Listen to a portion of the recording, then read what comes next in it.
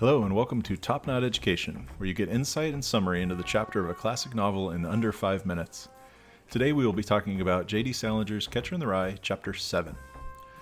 Holden has just had a physical fight with his roommate Stradlater, and he staggers into Ackley's room. Ackley looks spooky, hiding in the dark with his pimple medication on his face. Holden asks if he can sleep in Ackley's roommate's bed, but Ackley won't let him. Holden lays down there anyway, which stresses Ackley out since Holden is bleeding.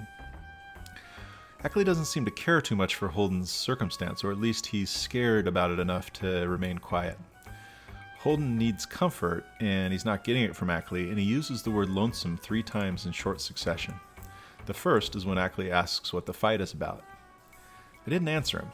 All I did was I got up and I went over and looked out the window. I felt so lonesome all of a sudden. I almost wished I was dead. The second is when he lays down in the bed. He's still talking to Ackley. I told him I was only kidding, and then I went over and laid down on Eli's bed. Boy, did I feel rotten. I felt so damn lonesome. The third is when he's laying in bed, listening to the world outside, and everyone else is asleep.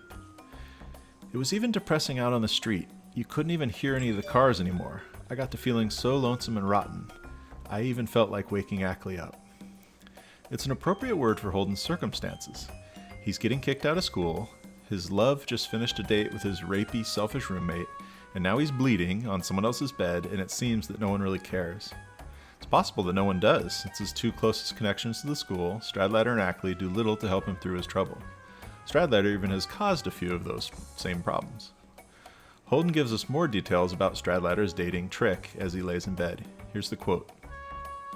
"The trouble was, I knew that guy Stradlater's technique. That made it even worse. We once double dated in Ed Banky's car, and Stradlater was in the back with his date, and I was in the front with mine. What a technique that guy had. What he'd do was he'd start snowing his date in this very quiet, sincere voice. Like as if he wasn't only a very handsome guy, but a nice, sincere guy too. I damn near puked listening to him. His date kept saying, 'No, please, please don't, please.' But old Stradlater kept snowing her in this Abraham Lincoln sincere voice. And finally there'd be this terrific silence in the back of the car. It was really embarrassing. I don't think he gave the girl the time that night, but damn near, damn near." That's the end of the quote. And what we're realizing, dear reader, is that Stradlater is gross. Maybe worse than gross. He's a villain. His generalized success in Spencer's game and Banky's basketball game and the dating game show the corruption of the system that Holden hates and nearly legitimizes the price Holden is paying for refusing to play. In that moment, Holden decides that he needs to get away from Pincy. He can't stay a moment longer. He realizes that the school won't be officially kicking him out for a few days, so he can spend those days in New York City and no one will notice him missing.